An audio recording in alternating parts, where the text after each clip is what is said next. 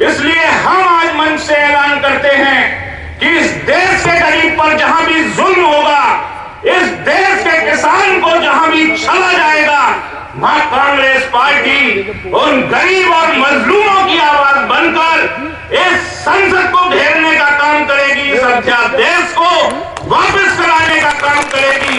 और अपने सीट के लिए मुझे माफ कीजिएगा, क्योंकि ये लड़ाई एक ऐसी लड़ाई है, एक लड़ाई हमने आजादी की लड़ाई लड़ी थी कांग्रेस पार्टी ने।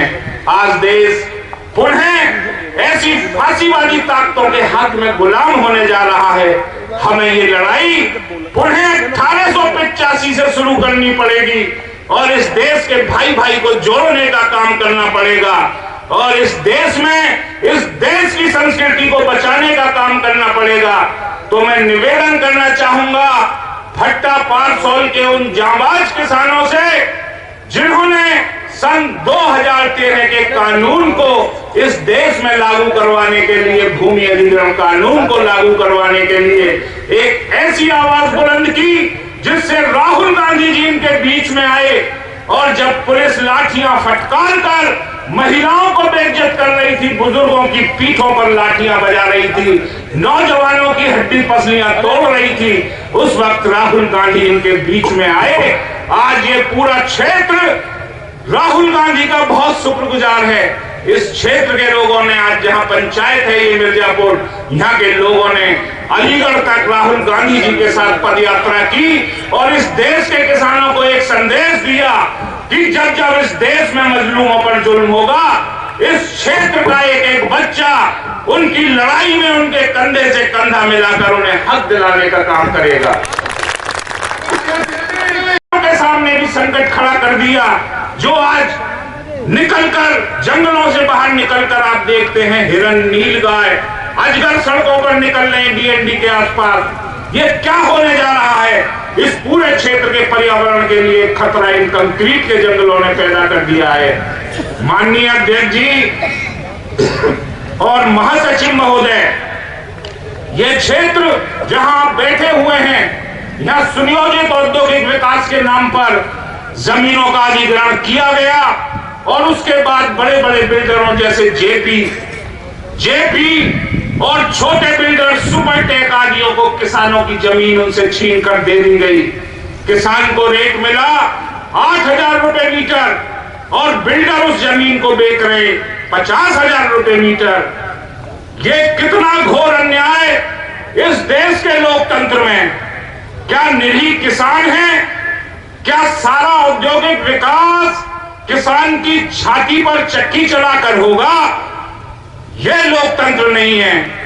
लोकतंत्र जब था, जब राहुल गांधी जी ने किसानों के बीच में आकर यहाँ की समस्याओं को समझा और देश में 1894 के कानून को बदलवाने के लिए एड़ी चोटी का जोर लगा दिया।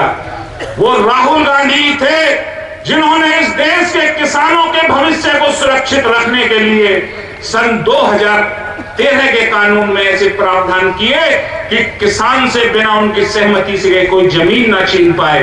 किसान की जब तक मर्जी ना हो कोई उसकी जमीन ना ले। इसके साथ साथ 2013 के कानून में यह प्रावधान था कि जहां की जमीन अधिग्रहित होगी, पहले वहां का सामाजिक प्रभाव का असेसमेंट होगा। वहां यह देखा जाएगा कितने नौजवान बेरोजगार होंगे, कितने खेतीहर मजदूर विस्थापित होंगे, कितने किसान बेरोजगार हो जाएंगे। जब वहां का सामाजिक आकलन हो जाएगा, उसके बाद वहां की जमीन का अधिग्रहण होगा। जमीन का अधिग्रहण करने की एवज में किसान को 4 गुना मुआवजा दिया जाएगा। उनके बच्चों के रोजगार की व्यवस्था की जाएगी। जो किसान खेती जाने के बाद बेकार हो जाएंगे, उनके कारोबार की व्यवस्था की जाएगी।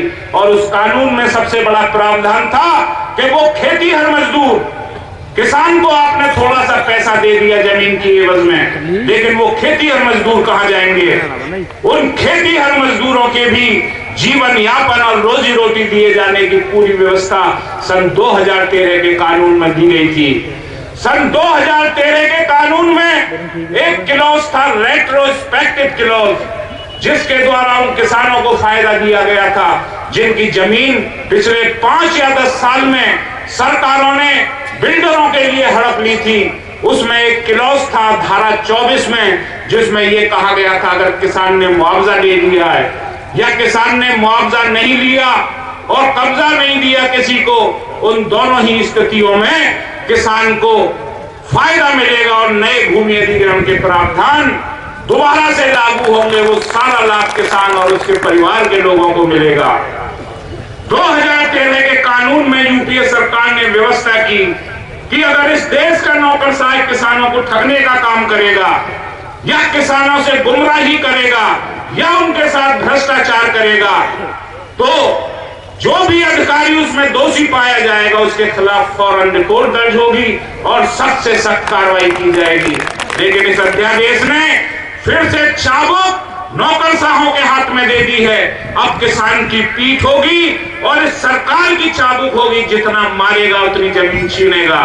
2013 में जो किसान को अधिकार दिए गए थे वो सारे अधिकार छीन लिए गए हैं। सामाजिक प्रभाव, बहुफसली जमीन, सिंचित जमीन, 2013 का कानून कहता था कि बहुफसली और सिंचित जमीनों को किसी भी रूप में अधिकृत नहीं किया जाएगा, क्योंकि जिस तरीके से देश की आबादी बढ़ रही है, आने वाले समय में देश के सामने खाद्यान्न संकट उत्पन्न हो जाएगा और हम उपजाऊ क्षेत्र में कंक्रीट के जंगल खड़े करेंगे तो किसी न किसी तौर से इस पृथ्वी के लिए एक संकट पैदा होगा। पर्यावरण से संबंधित अनेक समस्याएं लोगों के सामने आएंगी। एनडीए सरकार ने अध्यादेश के माध्यम से अब रास्ता खोल दिया, सिंचित और बहुफसली जमीनों को भी हड़पा जा सकेगा। अब अदालत का समय जो किसानों ने इसके लिए रखे हैं उसका लाभ भी किसान को नहीं मिलेगा। वो सारा लाभ पूंजीपति बिल्डरों के हक में और सरकारों के हक में इस अध्यादेश ने कर दिया है। तफसील से सारी जानकारी आपको हमारे मुख्य वक्ता देंगे, लेकिन मैं इतना जरूर कहना चाहता हूं, मैं पूछना चाहता हूं यहाँ उपस्थित किसान भाइयों से, जब ब्रिटानिया हुकूमत इस देश के संसाधनों को निचोड़कर यहाँ की धन संपदा को ब्रिटेन में ले जा रही थी, जब यहाँ के जाबाज लोगों पर भगत सिंह हो, चंद्रशेखर आजाद हो, बटुकेश्वर दत्त हो, उन पर गोलियां चलाई जाती थी, जेलों में ठूंस दिया जाता था, जब महात्मा गांधी ने इस देश में पैदल यात्राएं कर ब्रिटिश हुकूमत के खिलाफ जनमानस में एक माहौल तैयार कर दिया, उस वक्त आरएसएस संस्था का भी जन्म हुआ था, जिन्होंने ये कहा था कि हमारी लड़ाई आजादी की लड़ाई नहीं है, हम धर्म के माध्यम से इस देश में एकता लाना चाहते हैं। ये कहां गए थे इस देश के हितैषी जब यहाँ के गरीब लोगों की पीठों पर कोड़े पड़ा करते थे? 20-20 साल की सजाएं लोगों ने काटी हैं और मैं सलाम करता हूं इस गांव की सरजमी को और इस क्षेत्र की सरजमी को। यहाँ 12 लोगों को काले पानी की सजा हुई मिर्जापुर से। ये महाभारत कालीन संस्कृति का क्षेत्र है। द्रोणाचार्य का मंदिर इसके बगल में स्थित है, जहां गुरु द्रोणाचार्य ने पांडवों को अत्याचार का खात्मा करने के लिए और इस धरती से राक्षसों से मुक्त करने के लिए उन्हें तैयार किया था, धनुर्विद्या में पारंगत किया था कि जाओ और राक्षसों का खात्मा करो और आम आदमी को सुरक्षा प्रदान करो। ये वो इलाका है। काले पानी की सजा यहाँ के लोगों ने इसलिए पाई थी कि उन्होंने ब्रिटिश दास्ता से मुक्ति के लिए यहाँ के लोगों के हक की आवाज उठाई थी। आज कहां गए वो लोग? कहीं नजर नहीं आते हैं। इस देश की संस्कृति को नष्ट करना चाहते हैं। ये गौतम बुद्ध का देश है, जहां शांति का संदेश दिया जाता है। शांति सबसे बड़ी चीज है।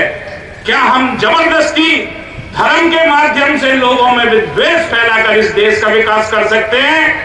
क्या हम भाई से भाई को लड़ाकर इस देश को बुलंदियों तक पहुंचा सकते हैं? नहीं, बिल्कुल नहीं पहुंचा सकते, कतई नहीं पहुंचा सकते। ये दो बाजू जब तक हमारे साथ काम नहीं करेंगे तब तक इस देश की तरक्की की इबारत नहीं लिखी जा सकती।